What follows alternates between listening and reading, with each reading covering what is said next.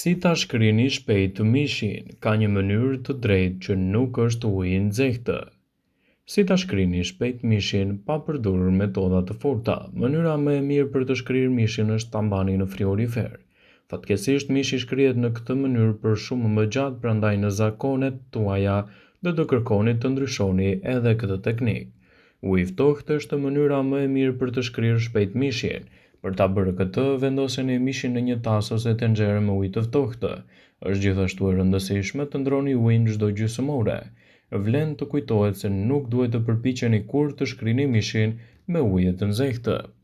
Kjo është padyshim një metodë shumë e shpejtë, por mund të bëjë më shumë dëm se sa dobi.